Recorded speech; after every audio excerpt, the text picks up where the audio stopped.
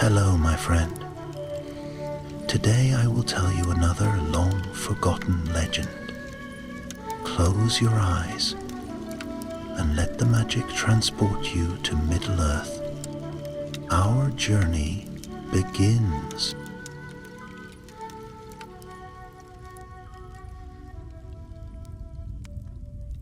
In the waning days of the Second Age, when the sun still kissed the silver towers of a region, and the elves walked freely beneath starlit skies, there came to the land a stranger, cloaked in golden grace. He called himself Anatar, the Lord of Gifts, and he bore knowledge so deep and radiant that even the wisest among the elven smiths inclined their ears to him. Ost in Edhil, the jewel of Eregion, was a place of great beauty and craft, its streets bright with song and the ringing of hammers on silver and gold. Here dwelled the mighty Celebrimbor, grandson of Feanor, whose hands shaped wonders beyond mortal reckoning. With him labored a host of gifted smiths, among them a young elf named Larion, quiet-eyed and sharp of thought, yet known more for his silence than his skill. Larion had not the fame of the great smiths, nor the ambition of those who vied for favor, but he watched, he listened, and it was he who first glimpsed the shadow beneath the golden mask. Anatar came with honeyed words and shining plans. He spoke of order, of balance, of the healing of the hurts of the world.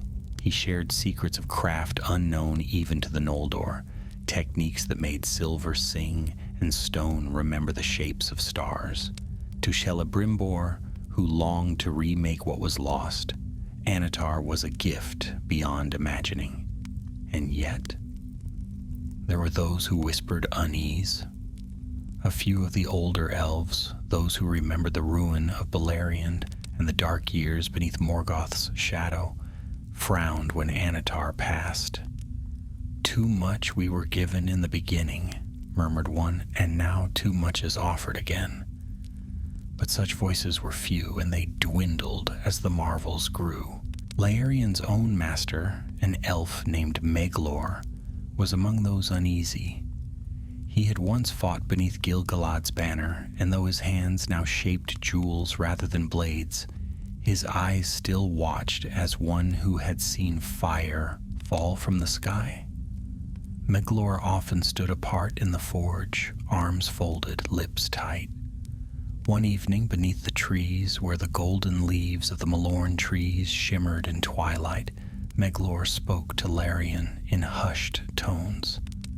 "There is power in Anatar's words," he said, "but truth is not always what it seems when it comes draped in light. Beware a gift that answers questions you have not yet asked." Larion frowned. "He has taught us much. The rings we fashion may preserve beauty, even against time. Is that not a noble thing?" Meglor's gaze grew distant.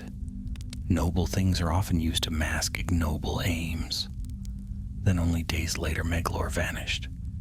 He left no note, no sign of struggle. His tools lay as he left them, his bed undisturbed, his forge cold. Some said he left to seek solitude in the east. Others muttered that he had grown weary of the world, but Larion knew his master too well. He would not have left without farewell, and Anatar said nothing. That silence spoke more than words. Larion began to search. He retraced Meglor's last known steps, asking questions in low taverns and among the archivists in the tall towers of lore. Few answered, and those who did spoke of Anatar in tones both reverent and wary. Then, one mist-shrouded night, Larion found something, a hidden door behind the library vaults known only to the oldest lore masters. There, by the faint glow of a single blue flame, he discovered scrolls older than Austin Edel itself. Among the brittle pages he found the name Meron, and beside it in darker ink, Sauron. The names were linked, bound. One once fair, the other feared, but they were the same. Larian staggered back from the scroll, heart pounding. Could it be? Could the Lord of Gifts be the same who had served Morgoth in the dark days of the First Age? Had the deceiver returned in fair form, with soft speech and shining hands? Larian needed answers, but he could not go openly. Anatar was adored, even worshipped by some. To question him now was to draw suspicion, or worse. So Larian slipped into shadows. He left Austin Edil that very night, clothed in a traveler's cloak, bearing only a small blade, a satchel of notes, and the token Meglor once wore, a silver pin in the shape of a broken star. His journey would take him first to the dwarves of Khazad-dûm, who traded often with the elves and had once spoken freely with Meglor. Perhaps they had heard something. Perhaps one of them had seen him. But as Larian passed into the cold highlands between Eregion and the west gate of Moria, he felt the wind shift. Birds no longer sang above him. The stars seemed to watch in silence. And behind him, somewhere far off in the trees, something followed. Larian descended into the mountain pass just as the light began to fade. The day had been long and gray, and now dusk fell heavily, bringing with it the first breath of chill from the eastern peaks. He pulled his cloak tighter, his boots crunching lightly on gravel and frost-bitten moss. Above him loomed the shadowed shoulders of the misty mountains, ancient and vast, while before him, in the distance, the moonlit valley curled like a silver ribbon toward the west gate of Khazad-dûm. It was not his first time approaching the dwarven realm, but never before had he come, with fear pacing at his heels. Though he heard no footsteps behind him, the sense of being followed had not left him since he left the borders of Eregion. He paused now and again, turning sharply, scanning the thick woods and rocky paths. Once he thought he caught a flicker of movement among the trees, a shape too tall for a beast, too quiet for a traveler. But whenever he turned fully to look, there was nothing, only the wind whispering through the trees and the rustle of dry leaves, like the soft breath of some hidden watcher. As night deepened, Larian came to the edge of the dark lake that guarded the entrance to Khazad-dûm. Its waters were still and mirror-like. Touched faintly by starlight, the great stone gate stood across the shore, carved into the cliff face like the jaws of a sleeping beast, sealed and silent. No lanterns flickered on its threshold. No guards paced the causeway. Only silence met him, vast and absolute.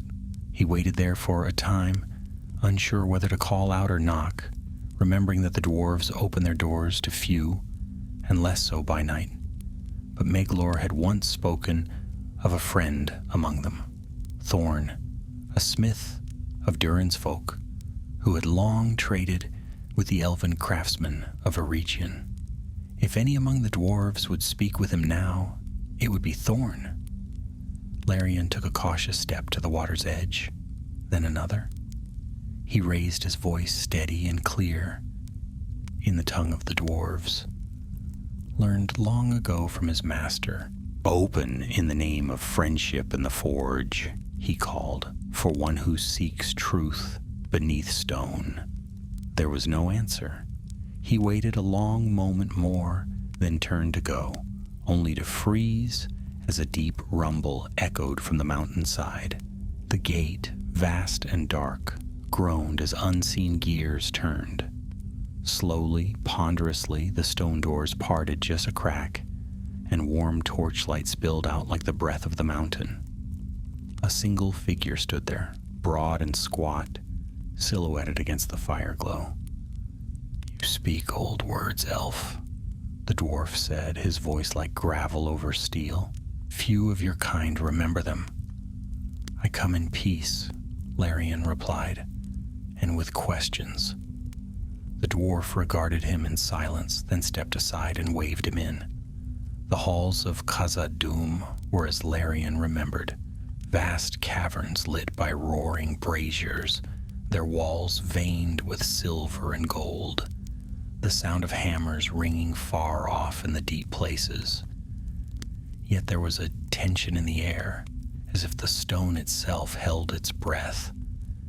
He was brought before Thorn not in the forges, but in a narrow chamber lined with stone benches and lit by a single oil lamp.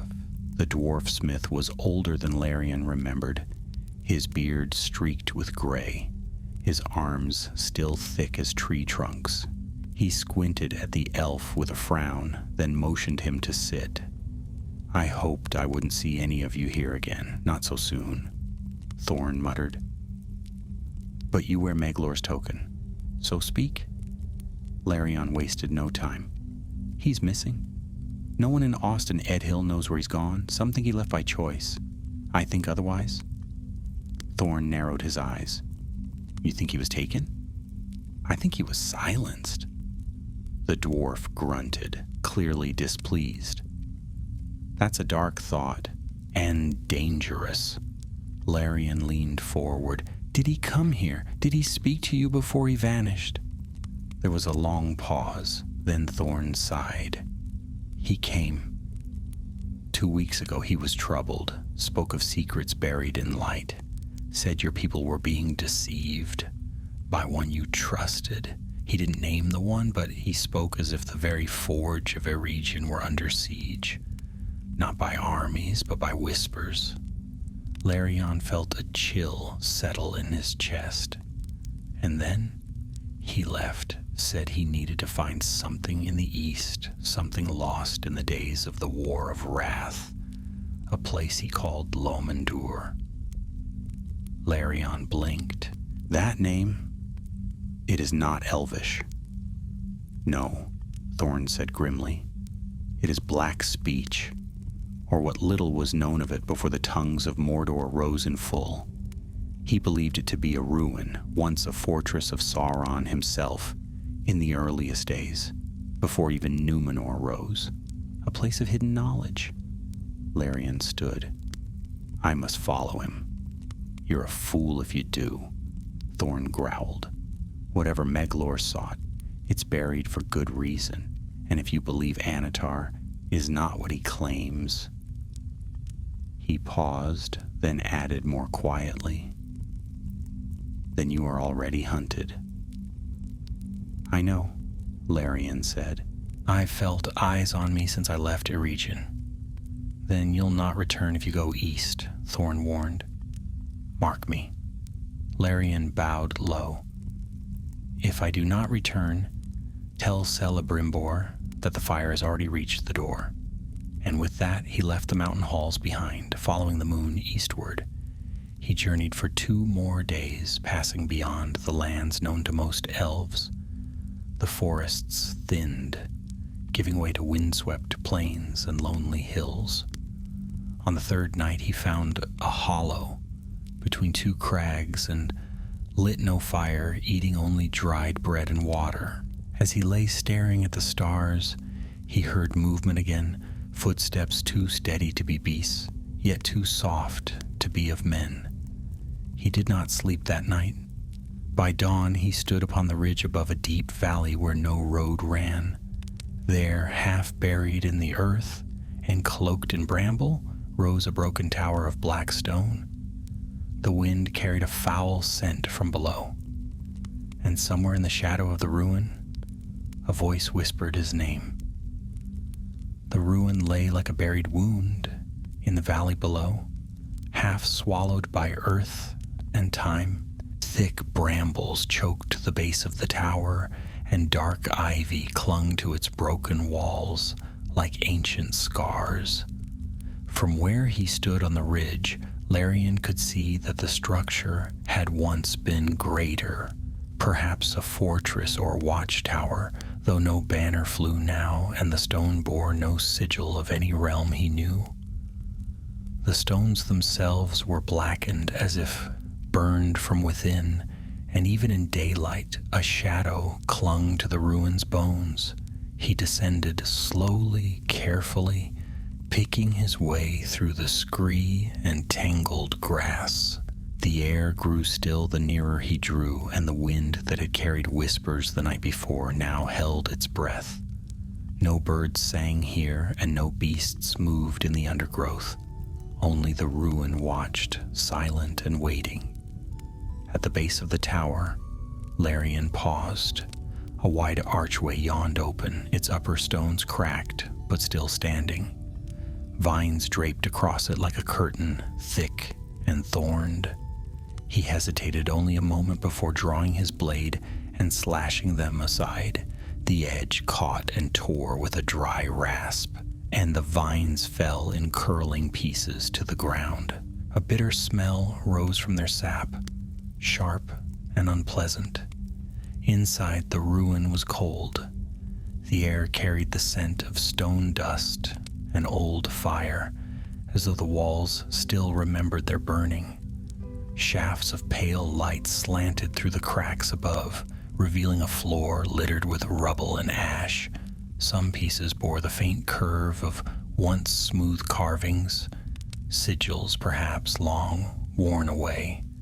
A staircase led downward into darkness at the back of the hall, and beside it, half buried beneath fallen stone, something caught Larian's eye. He knelt and brushed the debris aside. It was a satchel, elven make, its leather etched with leaf patterns of a region. He opened it slowly, heart thudding in his chest. Inside were fragments of parchment, their ink smudged with moisture, and a small silver pin in the shape of a broken star. Makelor had been here. Larian searched the rest of the room quickly, but found no sign of a struggle. If Makelor had fought, it had been elsewhere. He tucked the satchel into his pack and turned to the stairs. Whatever his master had sought, it had drawn him downward, and Larian would follow. The staircase spiraled deep beneath the earth, and the light vanished quickly behind him. He lit a small crystal globe from his pack, one of the glowstones crafted in the forges of Austin Edhill, and held it aloft. The walls were close and slick with age, the air thick with the smell of damp stone and something older, something that should not have been woken. At the bottom of the stairs, the passage opened into a chamber of ancient design.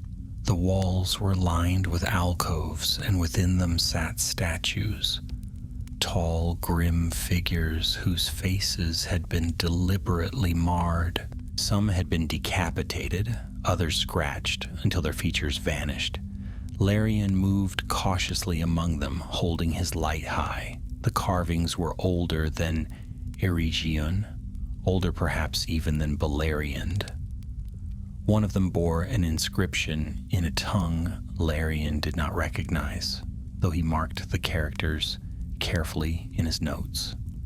At the far end of the chamber stood a doorway framed in black stone, its lintel cracked and leaning.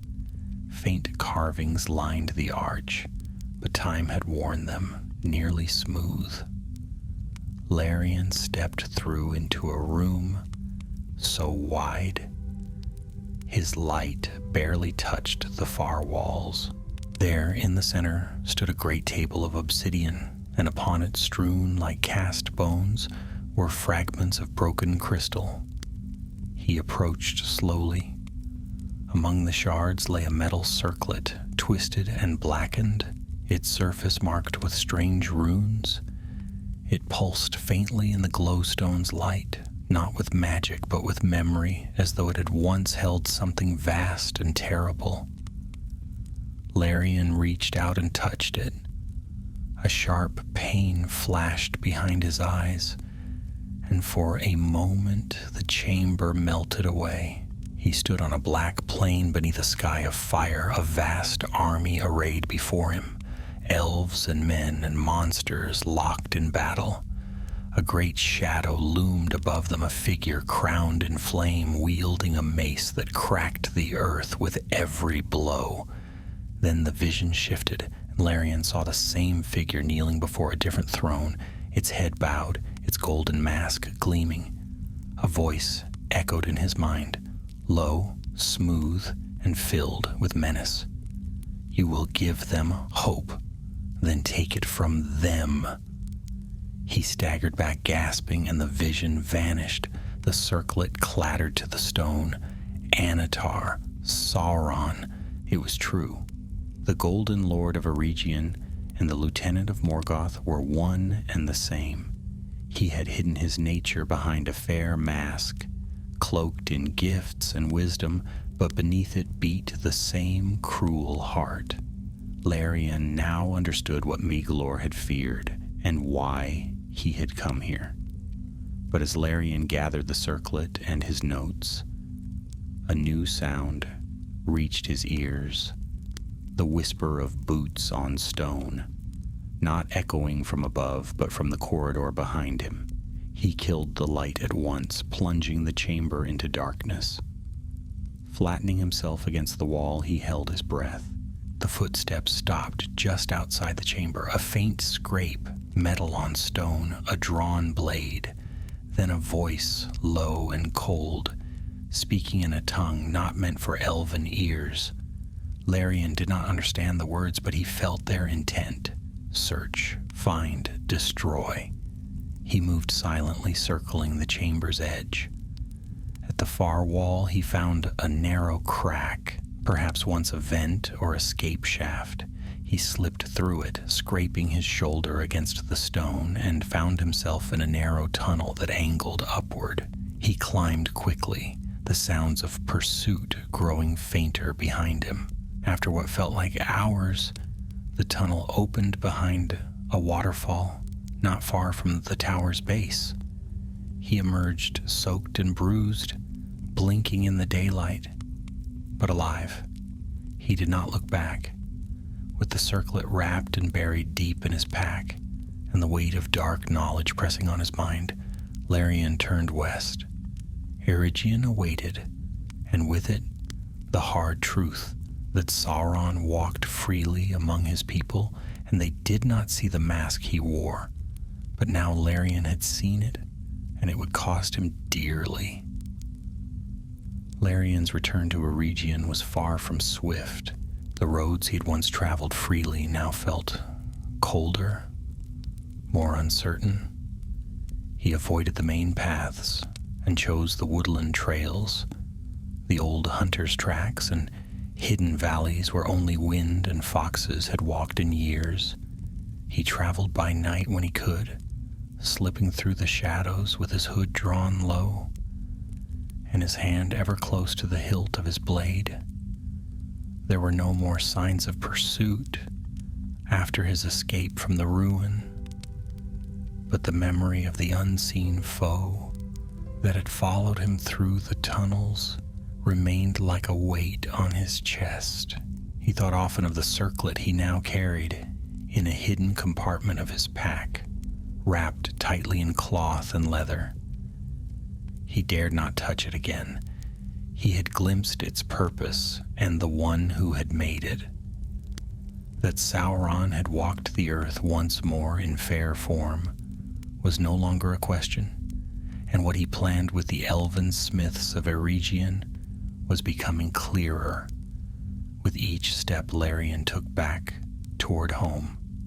When at last the silver towers of Austin Edhill came into view, their rooftops gleaming in the golden light of morning, Larian paused in the hills and studied them with a troubled heart. There was peace still, yes, music drifting faintly across the wind, laughter echoing from the high terraces, and banners fluttering along the walls. But it was a peace built on illusion. The city remained unaware of the fire already smoldering in its foundations. He entered through a small side gate before dusk, cloaked and hooded, slipping past the guards with no more than a quiet nod. Few recognized him. He had never sought much attention, and in his absence little had changed. That in itself disturbed him. Had no one asked where he had gone? Had none wondered about Meglor's disappearance? Or was it that Anatar's influence had already seeped so deeply into their hearts that doubt itself had been swept away? Larian made his way to the northern quarter where the forges stood, their chimneys casting long shadows in the fading light. He passed the Hall of Fire where song and stories were told each evening, and saw familiar faces gathered inside, his fellow smiths, many of them laughing, some raising cups of sweet wine. A pang of sorrow struck him sharp and unexpected. He remembered sitting there not long ago, laughing with them, dreaming of wonders. Now he bore knowledge that none of them would believe without proof, and perhaps not even then. At the Master Forge, he slipped inside and made his way through the quiet hallways, past the rows of anvils and shelves lined with tools and enchanted materials. In the back, beneath a heavy curtain, lay a small room where Celebrimbor often worked alone. Larian stopped outside the door, steadying himself.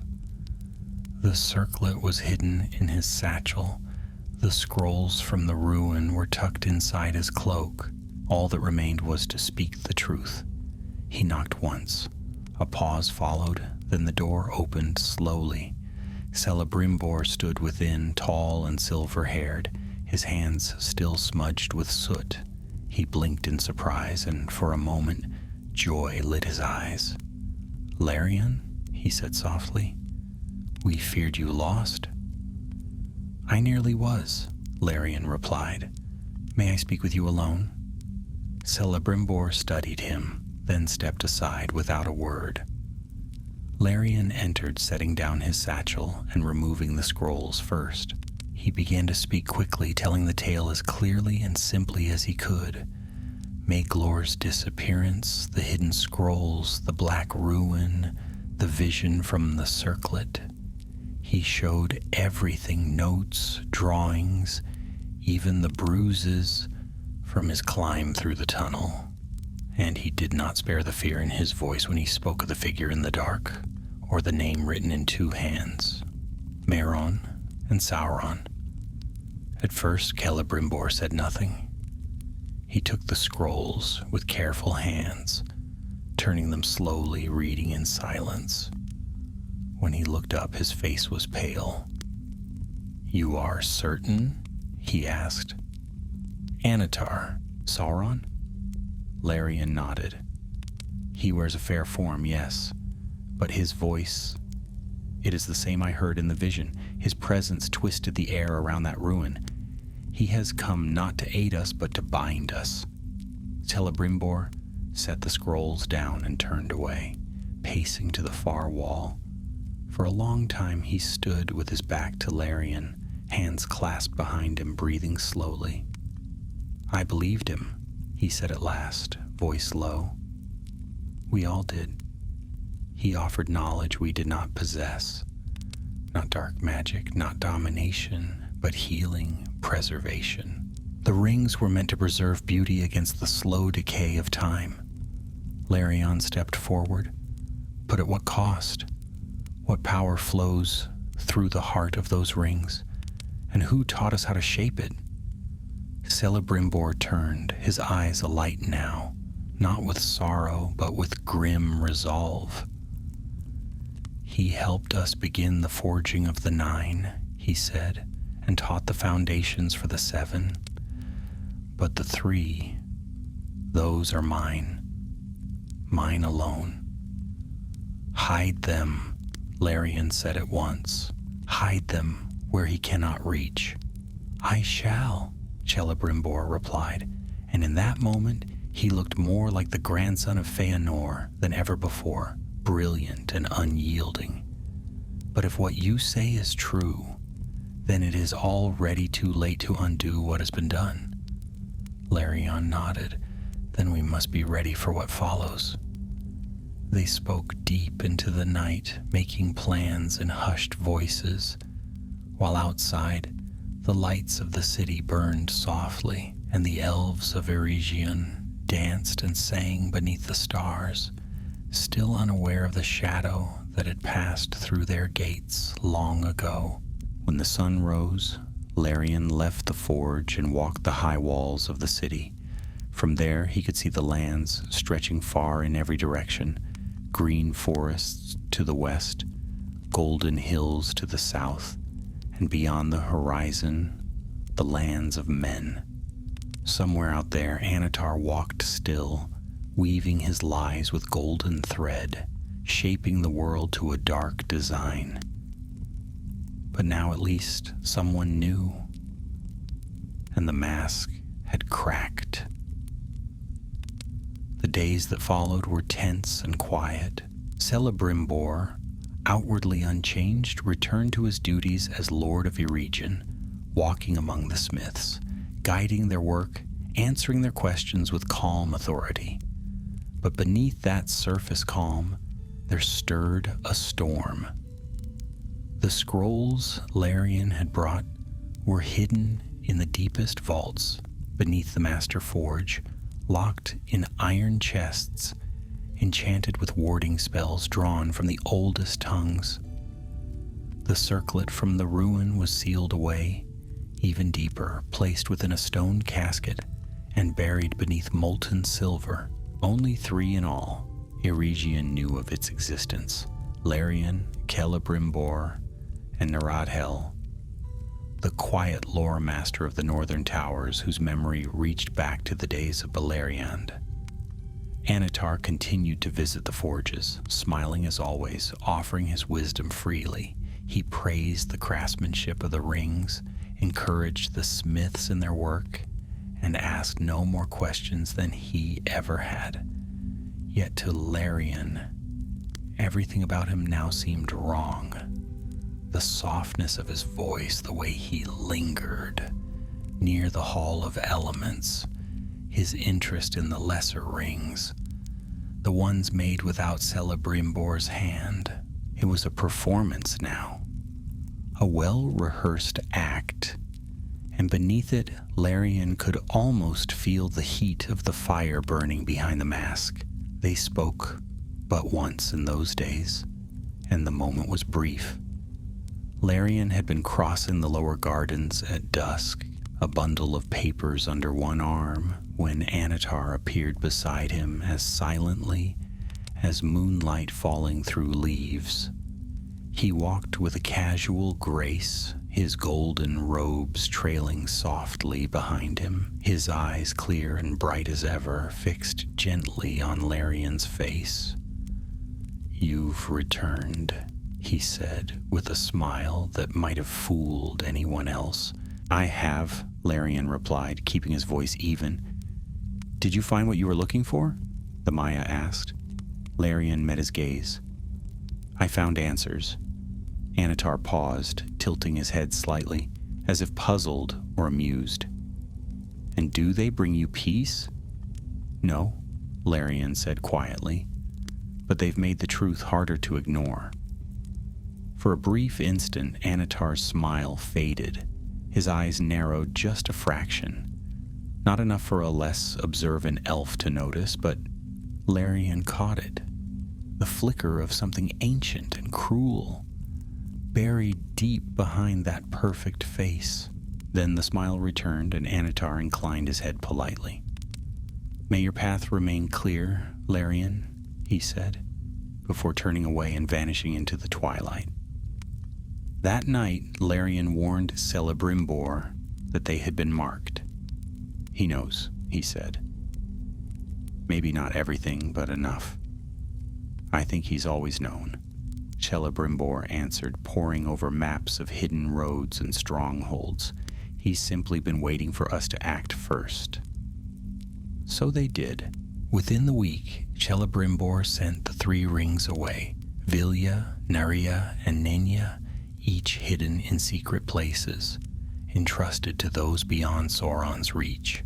He told no one where they had gone, not even Larion, for he feared even the walls of his forge might now be listening.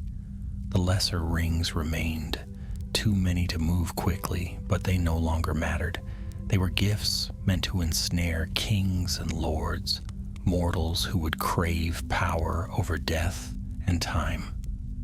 It was the 3, the purest and most powerful, that Sauron could not be allowed to touch. Still, it was not enough. On the 10th day after Larion's return, word came from the south. Travelers spoke of strange movements near Mordor's border, silent caravans passing through the dark lands at night, tall figures cloaked in gray leading them through mountain passes, thought long closed. Rumors spread like wind through the branches of Eregion, stories of shapes glimpsed in the east, fires seen from afar, towers rising again in the Valley of Shadow. Larion stood with Celebrimbor atop the highest tower of Austin Edel as the sun dipped below the horizon, turning the sky gold and red. "He's begun," Larion said. Celebrimbor nodded, his jaw set. "He goes now to forge his own ring, one that rules the rest." "You're sure? Everything fits." "The ruin you found, he was seeking to recover what he once lost. Not just relics, but knowledge. The craft to bind the will of others. He taught us enough to create the vessels, and now he will make the key." Larion clenched the edge of the stone wall, staring eastward. "Then he means to control all who wear them." "Yes," Celebrimbor said. "He means to be a god in Middle-earth." The words hung between them, heavy and cold. Then Celebrimbor turned sharply, his eyes flashing. "We must prepare the city, quietly, strengthen the walls, hide what we can, send word to Gil-galad in Lindon. If war comes, we must not be unready." Larion agreed, though his heart was heavy. War would come. Of that he no longer had any doubt. In the days that followed, he worked in secret alongside a small band of trusted elves, scouts, wardens, messengers who knew how to move unseen. They sent warnings west and north, speaking in code, using old names and older languages. Supplies were stored in the caves beneath the hills. Secret passages were reopened, their entrances hidden among the roots of trees and stones long unturned. And still, Anatar remained in the city, moving among the people like a golden flame. He smiled, he listened, he waited, and then one morning he was gone. No farewells, no explanations. He simply vanished.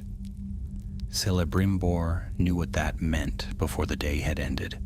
Larion found him in the great forge, standing before the empty pedestal where the 3 rings had once rested. His face was pale, his eyes hollow. "He's begun the forging," Celebrimbor whispered. "He's gone to make the one." Larion nodded, though the air in his chest had gone cold. "And when it is finished," Celebrimbor said, "he will come for us all." For a time silence fell upon Eregion. Days passed without word from the east. No birds flew over the mountains, no travelers came bearing news from the wild lands beyond the Anduin. Even the winds that once danced through the high halls of Austin Edel seemed to carry nothing but unease. Larion wandered the city each day, ever alert, watching the streets and the sky, listening for any whisper that might signal the storm they all knew was coming. At night, he took to the high walls, gazing toward the horizon, though he could not see far enough to ease the weight gathering in his chest.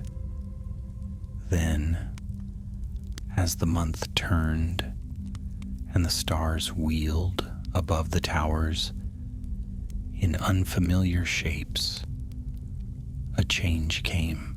The signs were subtle at first, a sudden heat in the forge that no fire could explain, a low tremor in the stones beneath the master hall, a trembling in the enchanted tools that hung from the archways like slumbering birds disturbed in their sleep.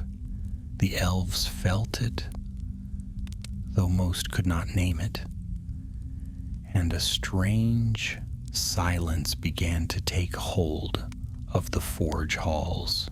Hammers fell more gently, songs were sung in lower tones, and many of the smiths who had once worked alongside Anatar now took to walking in pairs, glancing often over their shoulders, as though uncertain of what haunted the shadowed corners.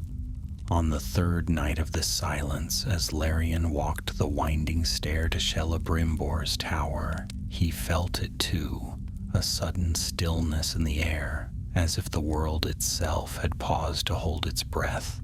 He reached the top just as the stars overhead flickered and dimmed, though no cloud passed across the sky. Celebrimbor stood on the balcony, his hands clenched tight on the stone railing, eyes fixed toward the east. He did not turn when Larian entered. "It is done," he said. Larian didn't need to ask what he meant. He felt it, a pulsing presence that seemed to echo through the bones of the earth. It wasn't a sound or a sight, but a weight, a darkness that slid beneath thought, subtle and immense. A will had awoken. Somewhere far beyond the mountains, a ring had been forged. Not a ring of healing or preservation, like the three they had hidden, but something else, something greater, colder, and meant to rule. Larian stepped beside his lord and stared into the night. "Then the war has truly begun." "Not yet," Celebrimbor replied, his voice low. "Not here, not today. He will test the bond first." And test it he did. That very night, Larian was awoken by the sound of bells in the lower quarter, soft and eerie, like those used for signal during storms or sudden danger. He threw on his cloak and rushed down to the eastern gate, where a crowd had gathered, murmuring in confusion. Among them, a young messenger from the border outpost had arrived, her face pale and bloodless. She spoke but one word before collapsing: Minas Ithil. Larian caught her as she fell, and with the help of two others brought her into the healing hall. There, under lantern light and with wine pressed to her lips, she whispered the full tale. The tower of Minas Ithil, gift of Numenor and pride of the southern lands, had fallen. A host had swept from Mordor in the dead of night, creatures twisted by shadow, men who no longer answered to any mortal lord, and wraiths cloaked in nothing but cold and death.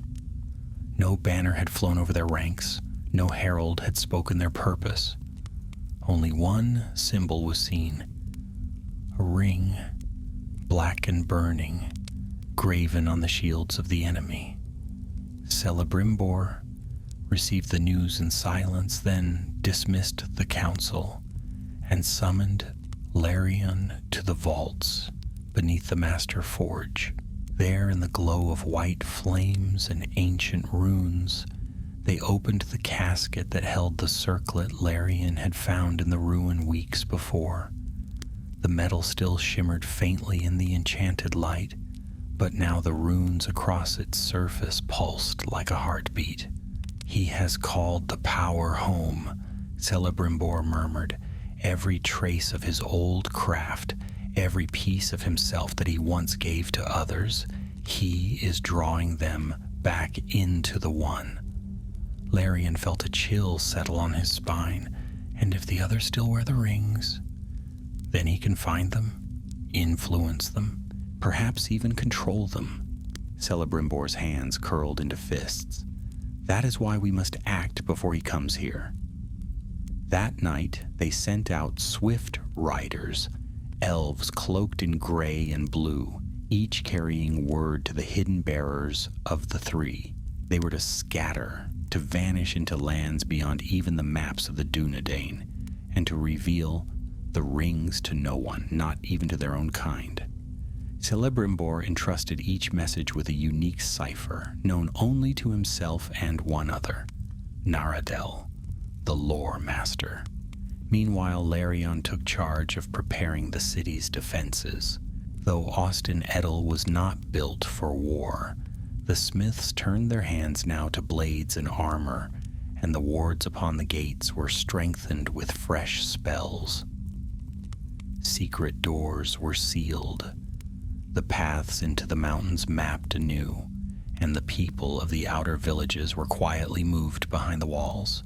It was all done swiftly but without panic. The people of Eregion, wise and long-lived, had learned in the past that evil often came not with noise and fury, but with silence and slow poison. Still, Larion felt time slipping away. On the 7th night after the fall of Minas Ithil, as he stood once again on the walls beside Celebrimbor, a red light bloomed in the far east. It was no sunrise. Sauron has named himself, Celebrimbor said. He no longer hides. Larion watched the glow for a long time, his knuckles white on the hilt of his sword. Then neither shall we. And even as he spoke the words, the wind shifted, carrying with it the sound of horns, distant, echoing, and answered in the deep of night by drums, not of celebration, of war. The drums did not stop. For 2 days and nights, they echoed from the east, low and steady, like the heartbeat of something ancient and terrible. The people of Eregion had never heard their like. They vibrated through the stone foundations of the city, a dull, pulsing sound that seemed to grow louder, even though the sky remained empty and the hills unbroken. Children wept in the streets.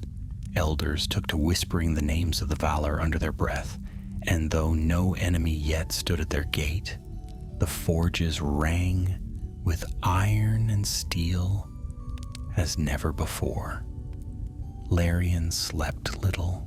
He spent each morning training new watchmen on the eastern walls, each afternoon examining the outer defenses with dwarven masons sent secretly from Khazad-dûm, and each evening conferring with Celebrimbor in the tower, poring over maps, signals, and coded messages from the riders sent to Lindon and beyond.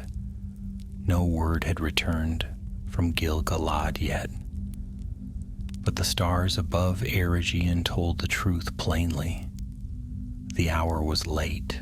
On the morning of the 3rd day, with mist still clinging to the stones and the city cloaked in a pale gray light, a horn blew from the southern watchtower, 2 short notes, then 1 long, the signal for riders on the road. Larion, already awake, grabbed his cloak and sword and hurried to the southern gate, just as the watchman atop the wall shouted a warning.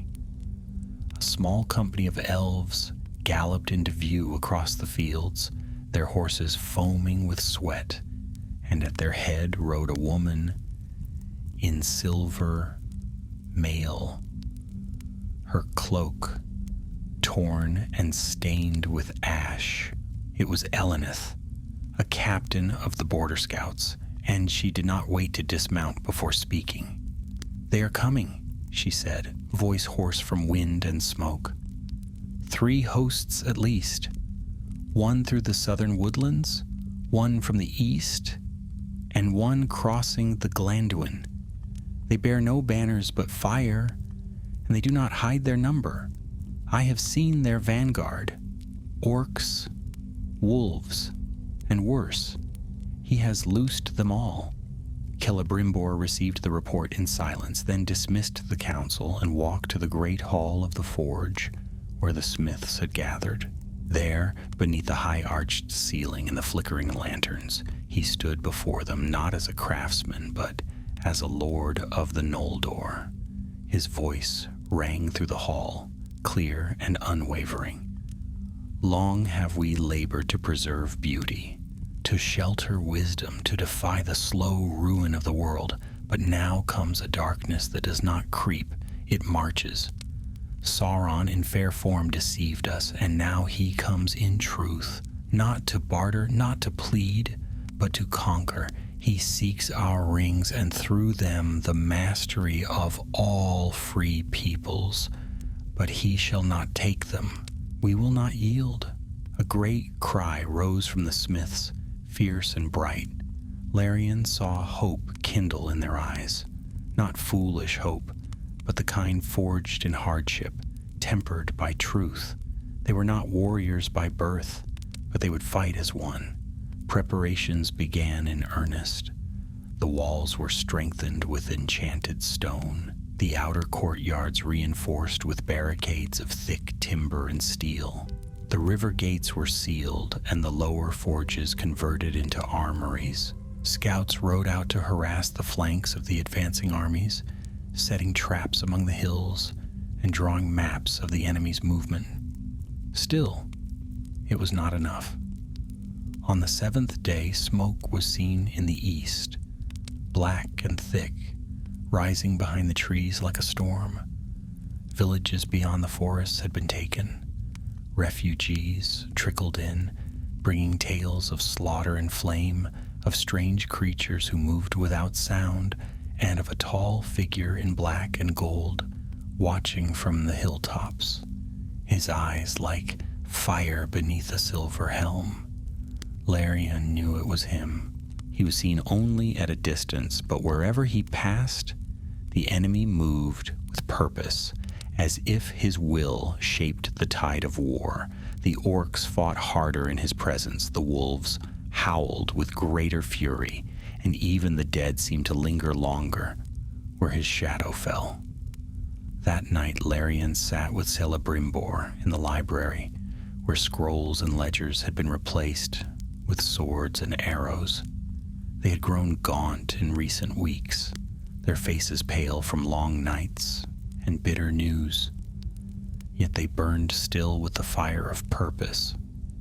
"He will not come in secret again," Larian said. "No more masks." "No," Celebrimbor replied. "He wears no lies now, only war." They sat in silence for a time. Then Celebrimbor reached beneath the table and drew forth a small box. From within he pulled a ring, not one of the three, but a lesser one, forged early in their work. Its surface was bright but flawed. He turned it over in his hand. "We made these to heal," he said quietly, "to preserve memory, to slow decay. But in his hands, they will do the opposite. They will bind, they will consume." Larian watched the ring glint in the lamplight. "He won't rest until he holds them all." "Then we must make sure he never does." The next day, the scouts reported that the enemy had reached the edge of the forest. Black banners had been raised now, bearing the mark of a single eye wreathed in flame. No more hiding, no more pretense.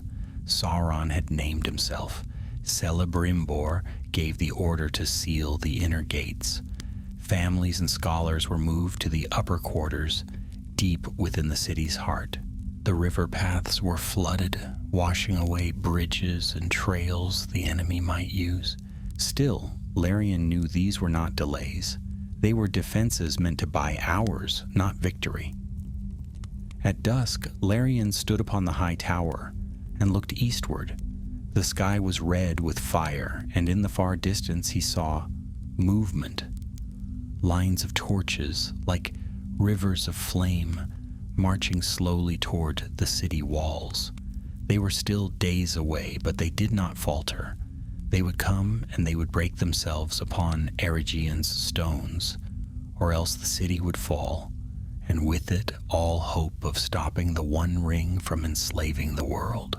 He stayed on the tower long into the night, listening to the wind and the whisper of leaves, and thought of Makelor, of the broken tower in the east, of the moment when the mask had first slipped, and he wondered, not for the first time, whether he would live to see the dawn.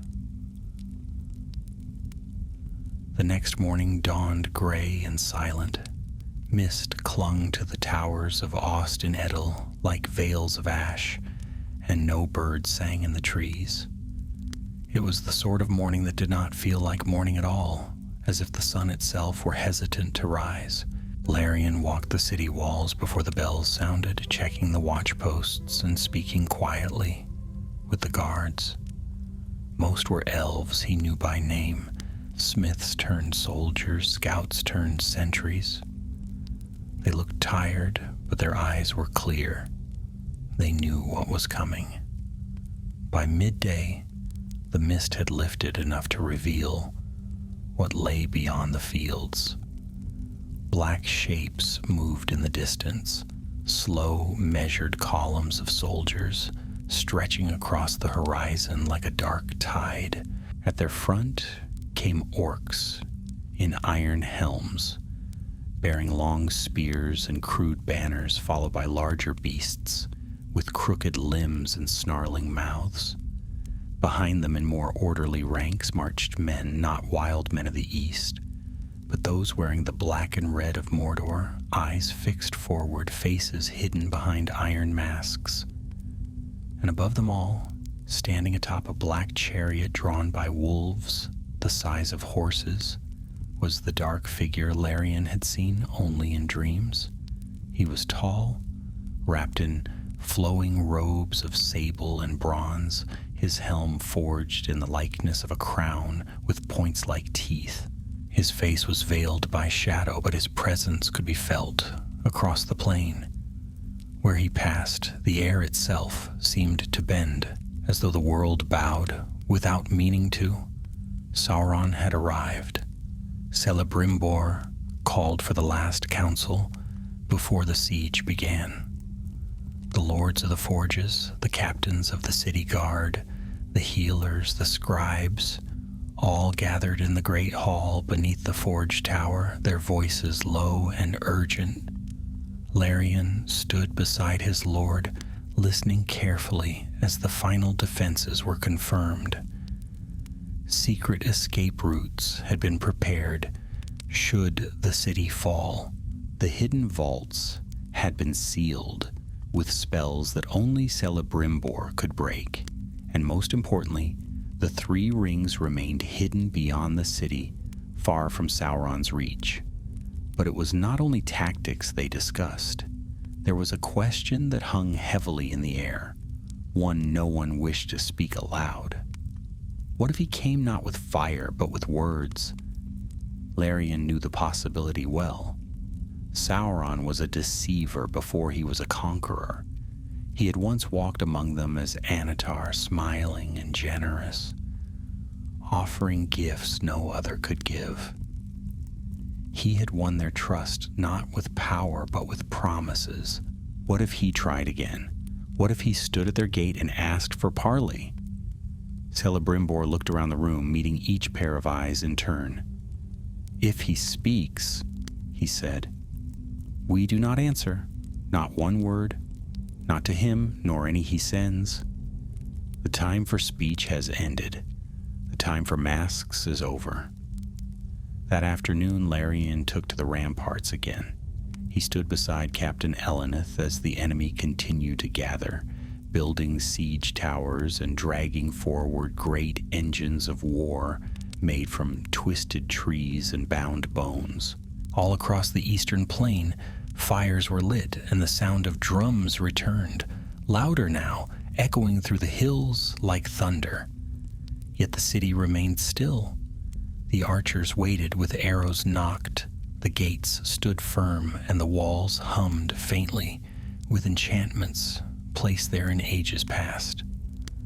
As the sun began to fall behind the western hills, a single rider emerged from the enemy lines. He was tall, mounted on a black horse with silver eyes, and bore no weapons. He rode slowly, deliberately, until he stood just beyond bowshot from the gate. There he raised a black staff and struck it once into the ground. The sound echoed unnaturally like stone cracking under ice. Then he spoke, his voice amplified by sorcery, carrying across the plain and into every street of the city. People of Eregion, I come not in wrath, but in justice. You have taken what is mine. You have hidden what was freely given. I am Anatar, Lord of Gifts. I am Sauron, Lord of the Earth. Surrender what is owed, and no blood need be spilled. No one answered.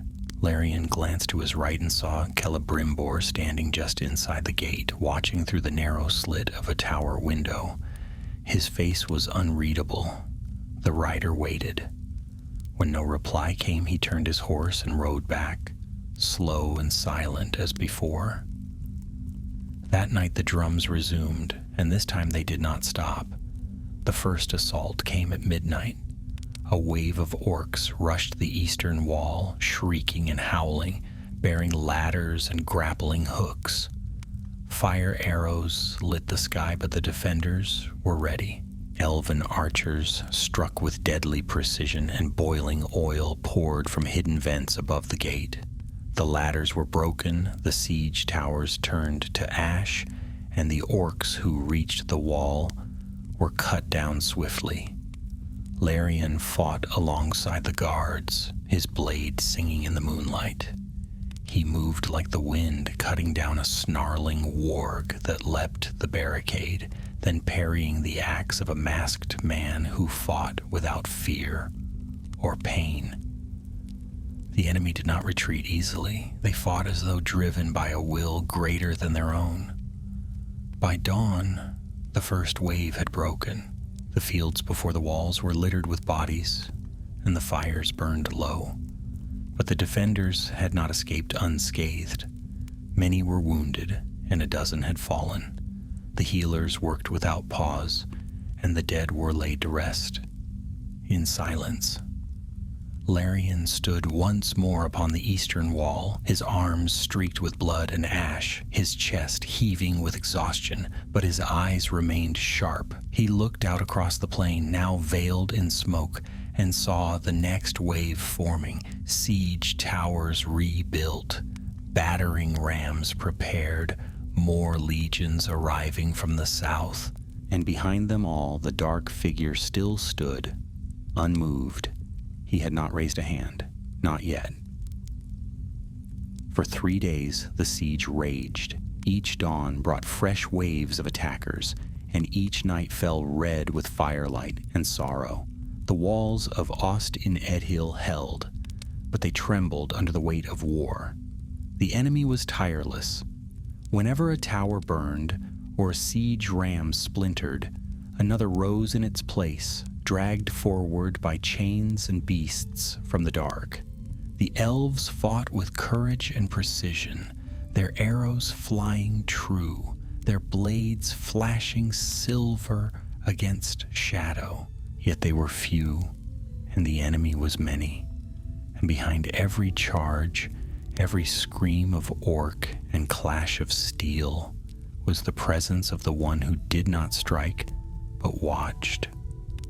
Sauron remained on the hill beyond the battlefield, a tall, unmoving figure wreathed in mist and fire. He never joined the fight. He never raised a weapon.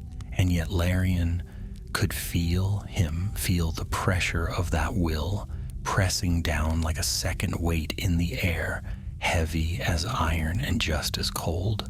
By the fourth morning, the eastern gate bore deep scars. 2 of the great towers had cracked under relentless assault. Even with magic and dwarven masonry to reinforce them, they would not stand forever. The defenders were growing weary. Their eyes still burned with purpose, but their hands moved slower. The wounded now outnumbered the healthy.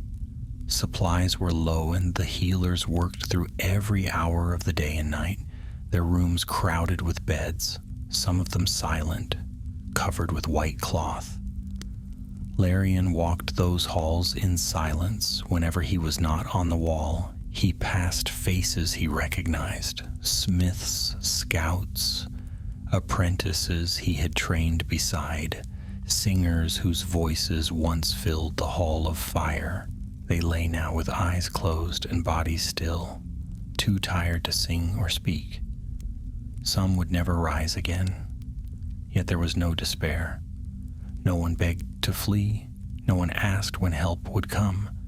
They all knew the truth, they were alone. In the forge tower, Celebrimbor labored without rest. He spent hours in the vaults, moving from chamber to chamber, speaking in hushed tones with Naradel and the few scholars still able to work. The 3 rings were gone, safe, they hoped, but many lesser rings remained within the city, and their power, though small, could not fall into Sauron's hands. Larian found him one night hunched over the stone table, runes glowing faintly beneath his fingers. "We may not be able to hold him back forever," Celebrimbor said, quietly, his voice raw. "But we must deny him what he came for. If we cannot win this war, we must ensure it costs him dearly." Larian said nothing, but he stayed by his lord's side as long as he could. There were no longer any easy words left between them. That evening, the second great gate was breached. The southern wall had stood untouched until then, protected by the river and heavy enchantments laid centuries ago. But Sauron had learned their patterns, studied their rotations, and timed the assault to fall, just as the tide shifted. A great beast of stone and flame was brought forward. Some said it was a Balrog, awakened in the depths and bound to his will, though none could see it clearly through the smoke. It struck the gate with fire and claw, and the wards shattered with a sound like thunder. Larian led the counterattack himself, charging through the lower halls with a company of sword-wielding elves at his back. The enemy had breached the outer yard, flooding the southern court with shrieking orcs and their twisted banners. The fighting was close and brutal. No room for archery, only blades and shields and shouted commands. Larian moved through the fray with relentless focus, carving a path toward the gatehouse while arrows whistled past his ears. He fought beside Elenith, who had taken a wound to the shoulder but refused to fall back. Together they held the bridge above the flooded culvert until reinforcements arrived from the northern quarters, driving the enemy back inch by inch. By the time the horns of retreat sounded, the southern gate still stood, but barely. Half the archway was blackened and scorched. More than a dozen had fallen in its defense, and through the smoke, Larian saw the figure again, still watching, still waiting. They expected the next assault to come before dawn, but the night passed in eerie silence. No drums, no fire, no movement at all. A strange calm settled over the city, and the defenders watched with narrowed eyes and shallow breath. Larian stood on the highest point of the wall, his sword laid across his knees, his cloak wrapped tightly around his shoulders. The moon was full, silver and high, and the enemy camp beyond the plain was still. Too still. And then, just before sunrise, they came. But not in the way they had before. From the darkness rose a sound unlike any heard before in Eregion, a song slow and deep, not made with voices but with magic, a chant that pulsed through the stones, through the trees, through the very air. It came not from orcs or men or beast, but from Sauron himself. It was a summoning, and it needed no language. Larian felt it at once. His skin prickled, his mind recoiled. It was not simply power, it was command. A voice woven into the fabric of things calling to the rings, and the rings heard. In the vaults beneath the forge, several of the lesser rings began to pulse with light. One cracked open, spilling fire onto the floor. Another turned black in the hands of a startled scholar and vanished, dissolving into ash. Naradel screamed as the enchantments unraveled. Celebrimbor ran from room to room, weaving counterspells, pouring raw power into the stone to resist the call. Larian, feeling the pull even from the walls, turned and raced down the spiral stairs toward the heart of the forge. He arrived to find Celebrimbor holding one of the lesser rings between his hands, shouting in Quenya as light blazed around him. The ring was shaking violently, trying to leap from his grip. Then, with a final word, Celebrimbor crushed it in his palm. It exploded in a blast of sparks and flame, and he staggered backward, coughing, smoke curling from his cloak. "They're calling them back," he gasped. "He's calling them all the rings." Larian helped him up, glancing around the vault. 3 more had shattered. 2 had vanished. The rest flickered like dying stars. "He means to take them without ever touching the walls," Celebrimbor said, "through the one." Larian's grip tightened on the hilt of his sword. "Then we destroy them all." The forge vault had never known such fire. Celebrimbor and Larian, working side by side in the shadow of war, began the grim task of unmaking their own creations. One by one, the lesser rings were gathered from their hidden shelves and sealed cabinets, each still thrumming faintly with power as if resisting what they both knew must be done.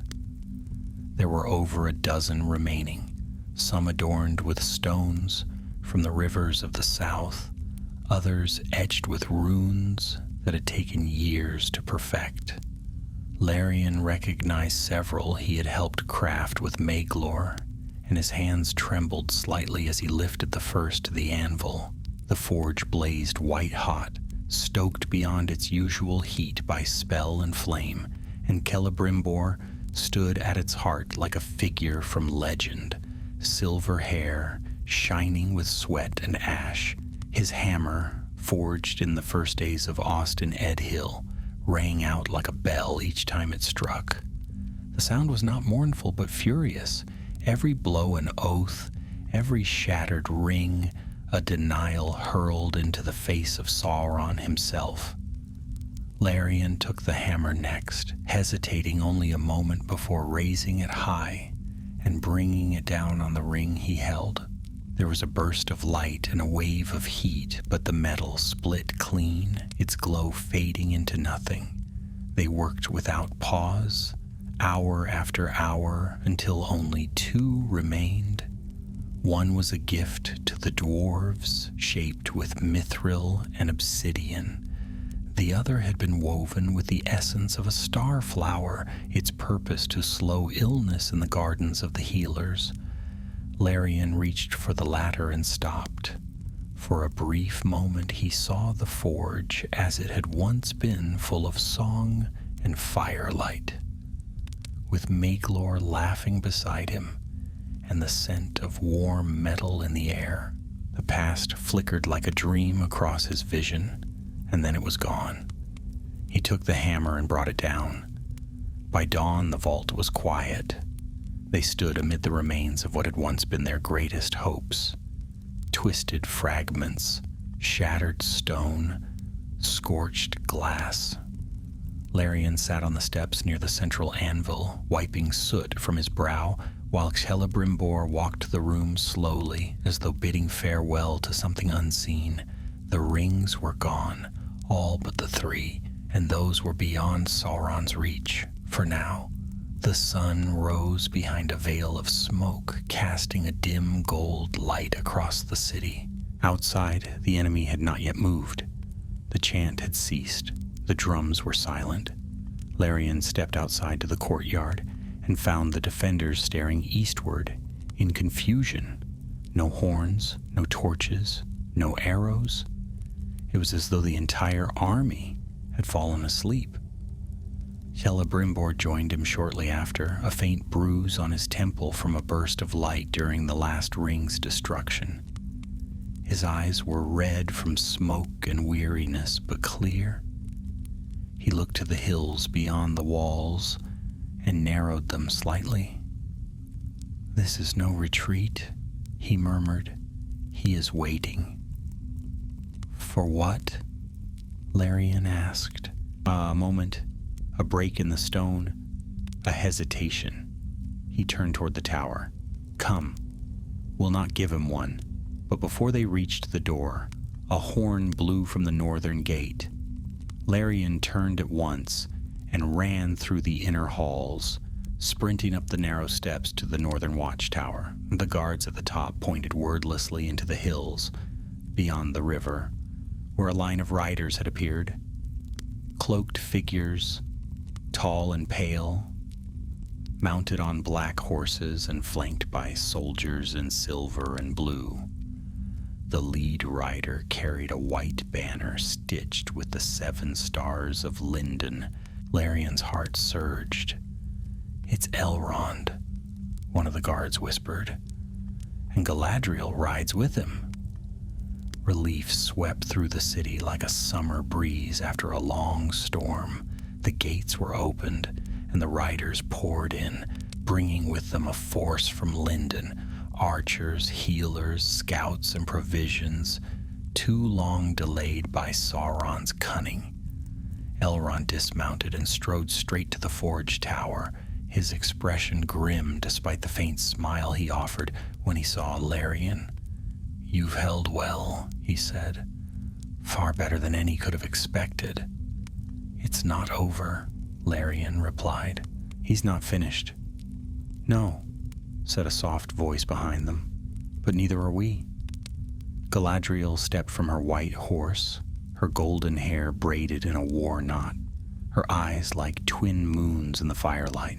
She wore no crown, only a silver circlet and a cloak woven with starlight. When she looked toward the east, the flames beyond the walls seemed to dim. Celebrimbor greeted them both with weariness and relief. He led them through the city, showing the breaches, the wounded, and finally the vault where the rings had been destroyed. Galadriel said little as she looked upon the ruined forge, but when she finally spoke, her voice was low and fierce. "You have done well, but he will come now. You have wounded him in pride, and he will not forget it. He will not forgive." That evening, a war council gathered in the high chamber of the tower. Maps were laid upon the stone table. Reports were read aloud. A plan began to take shape, not one of retreat, but of resistance. With Lindon's forces reinforcing the walls and Galadriel's power to shield the minds of the defenders from Sauron's pull, they would hold as long as they could. Long enough, perhaps, for Gil-galad to muster the high hosts of the West. Larian remained quiet through most of the council, listening, studying the faces around him. When it ended, he lingered in the chamber, watching the light of the fire play across the stone. Celebrimbor approached, a hand on his shoulder. "There is one last thing I must ask of you," he said. "A final task. If things go ill." Larian turned. "Anything. If he breaches the walls, if I fall, you must find the 3. You must see that they do not fall into his hands. Not ever." Larian did not hesitate. "I swear it." And so it was that in the fading light of that day, with the breath of war heavy on the wind, the final defenses were laid, and the oath was spoken. Outside the walls, Sauron stirred, and the night began to fall once more. The calm did not last. By the time the moon reached its highest place in the sky, the watchmen on the eastern towers could see the enemy ranks shifting like a dark sea beneath the stars. Torches flared along the ridges. Horns began to sound, not in panic or disorder, but in harmony, as if echoing some deep and ancient rhythm. The flames of their siege towers burned brighter, casting a red glow across the plains. The air thickened with heat, though no fire yet touched the city walls. Larion stood beside Elrond and Captain Elenith on the main battlement, watching the enemy prepare. He felt it in his bones. This was no skirmish, no probing assault. This would be the breaking of their walls or the breaking of Sauron's will. There would be no turning back after tonight. Galadriel had descended from the tower just before nightfall. She walked the walls now, not as a lady of lore, but as a guardian of her people, speaking quietly with the defenders, placing her hand on the shoulders of the wounded, whispering words older than the city itself. Wherever she passed, fear lessened. The light of her presence steadied even the youngest archers, and the very stones beneath her feet seemed to remember their strength. Inside the forge tower, Celebrimbor remained at work.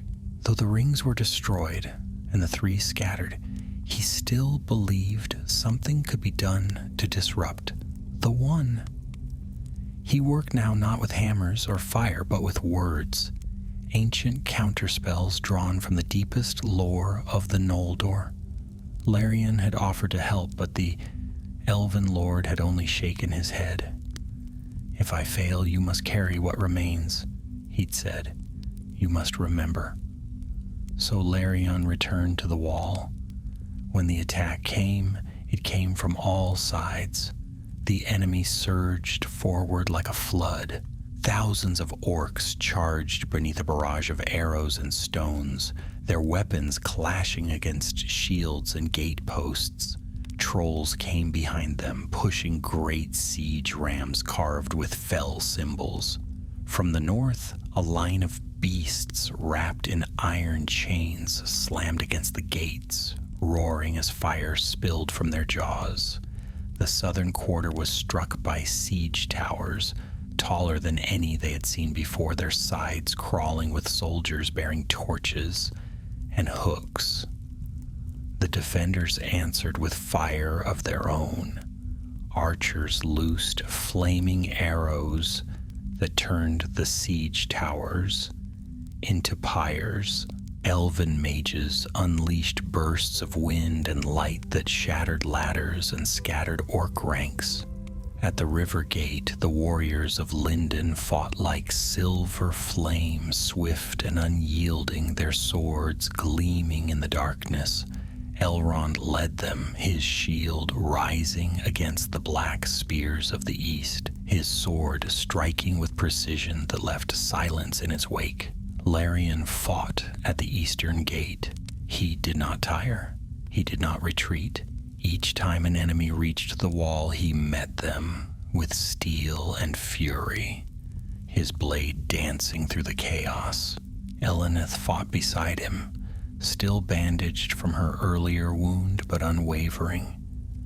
They held the parapets through the first wave, then the second. When the third wave brought the battering ram, Larion leapt from the wall onto the wooden frame, slashing the chains that bound it and sending it crashing to the ground with its drivers. But still they came. And then the sky changed. A low hum rose above the sound of battle, soft at first, then louder, until it seemed to fill the entire valley. The clouds above the enemy ranks began to spin, forming a great spiral of red and black. The torches below dimmed. A chill ran through Larion's limbs as he looked up and saw a new figure stepping through the flames at the head of the army. He had cast aside his chariot. He walked now on foot, tall and silent, crowned in fire. Sauron. His armor was dark gold, the color of fallen leaves in a firestorm. His cloak was woven from shadow. In his hand he carried no sword, no staff, but the air around him cracked with unseen force. He raised one hand slowly, and as he did, the storm above the city shuddered. A great bell tolled somewhere deep beneath the earth. The wall beneath Larian's feet trembled. Then came the voice, not spoken aloud, but within the mind, cold and clear, like ice pressing against the soul. "You are mine." All across the wall, defenders staggered. One of the younger guards cried out and dropped his sword. A mage clutched her head, falling to her knees. Even Elrond swayed slightly, as if bracing against a wave. Larian felt it too, like a hook buried in his heart, pulling. It was the same voice he had heard in the ruins, the same whisper that had haunted his dreams since Anatar's mask had fallen. But this time he did not flinch. He stepped forward, placed his hand against the stone of the battlement, and whispered a word Meglor had once taught him. An old blessing, barely remembered. The stone beneath his palm steadied. His breath returned. Around him the defenders slowly regained their footing, and then Galadriel stood upon the wall. She raised her hands and spoke in a language older than stars. A white light burst from her form, flooding the eastern tower with brilliance, and where it touched, Sauron's voice faltered. The storm above broke apart. The whispers in their minds scattered like smoke. Sauron did not retreat, but he stopped. He looked toward her, and for a moment Larian saw not the fair form of Anatar, nor the armored figure crowned in fire, but something older. An eye, vast and lidless, burning with will. Then it was gone. With a howl, the enemy surged again, and this time they broke the wall. The southern quarter collapsed under the weight of the siege tower. Flames leapt into the inner streets. The eastern gate splintered as a troll burst through with a battering ram made from a felled tree. Screams rose from within the city. The defenders fell back, forming a circle around the forge tower. Larian raced through the smoke, cutting down foes as he ran, shouting for a retreat. Elenith was wounded again, dragged from the field by 2 archers. Elrond fought a dozen enemies at once, holding the bridge near the courtyard. Galadriel vanished in the smoke, her light flickering like a star in a storm. Larian reached the tower gates just as they closed. Celebrimbor was waiting. "They've breached the inner wall," Larian gasped.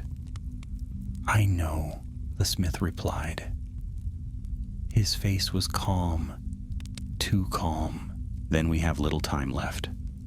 He handed Larian a scroll, sealed in silver, bound with a strand of his own hair. "Take this. If the tower falls, flee.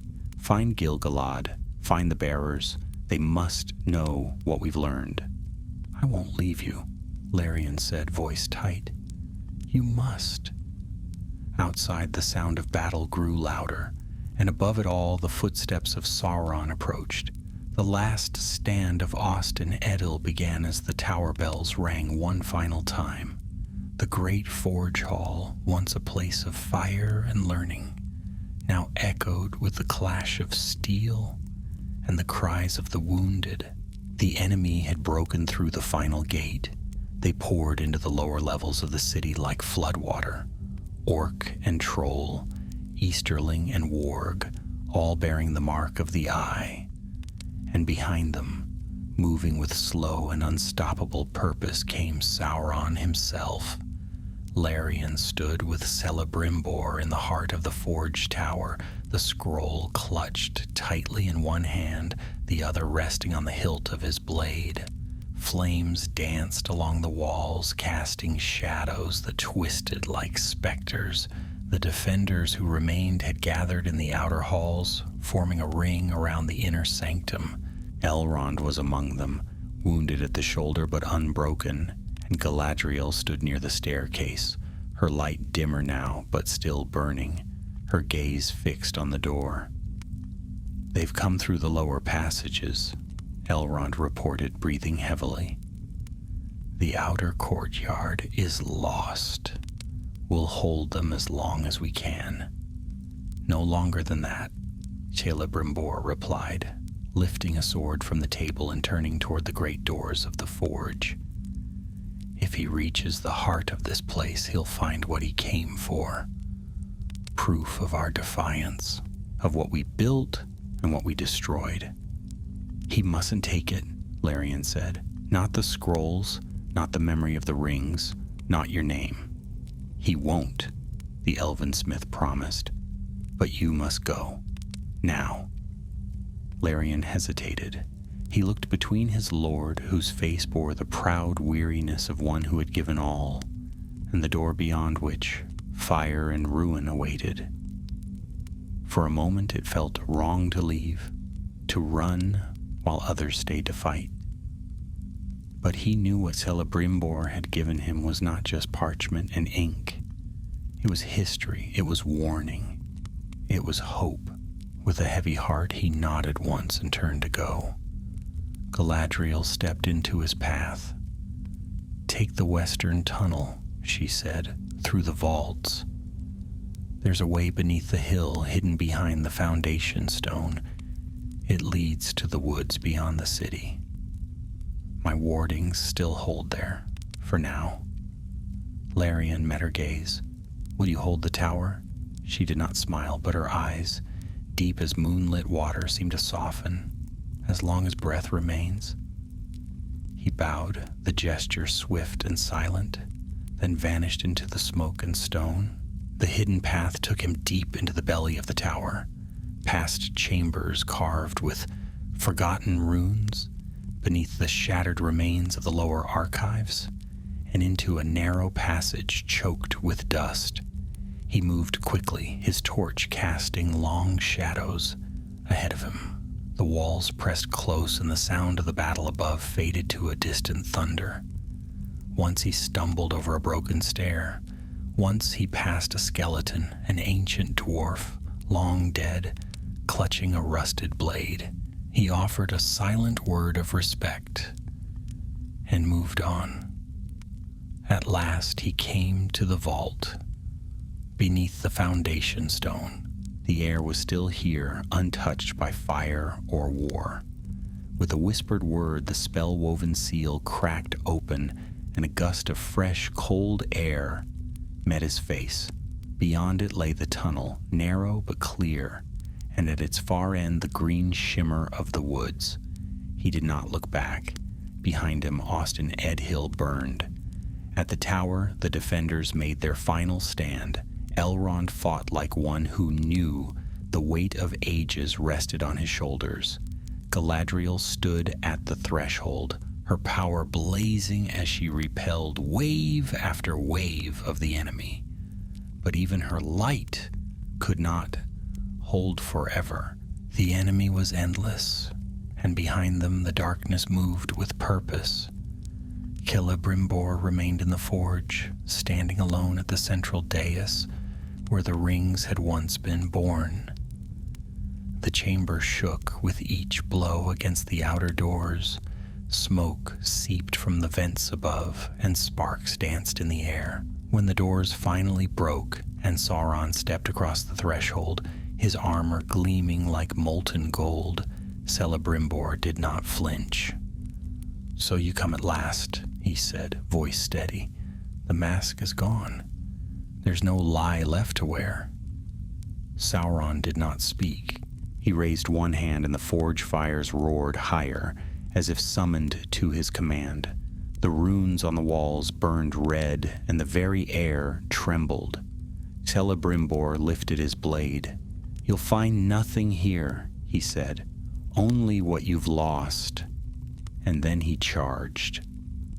The final battle in the heart of the forge was never written in song. No one survived to tell of it. Only whispers remained of flames that reached the ceiling, of light and shadow locked in a dance of death, of a scream that echoed through the stones and was never heard again. By the time the last tower of Ost and Edhill fell, the elven smiths were gone.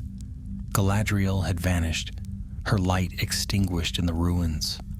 Elrond was found days later, wounded and half dead, bearing with him a shard of the forge's black stone and the final word of Celebrimbor. The city itself became ash, and Sauron claimed his prize, or so he thought. Larion fled into the hills, wounded and weary, but alive. He traveled west by hidden paths, crossing rivers and forests, moving only by moonlight. He did not speak to any soul, nor pause for more than sleep and water, and always he kept the scroll close, wrapped in oilskin, sealed with Celebrimbor's mark. When at last he reached the borders of Lindon, he found Gil-galad waiting. The High King read the scroll in silence. Then he summoned the leaders of the West, and the war began. The last alliance was born not of hope, but of warning. The 3 rings were preserved, but they would never be used without caution again. And though Sauron believed himself victorious, the truth had already slipped from his grasp. Larion never returned to Eregion. Some say he became a scout in Gil-galad's service. Others believe he vanished into the east, bearing secrets even the wise did not know. But in quiet halls, it was told that the elf who first saw the shadow behind the golden mask had kept the fire alive when all else had turned to smoke. The mask of lies had broken, and though the darkness would rise again, the light had learned to guard itself.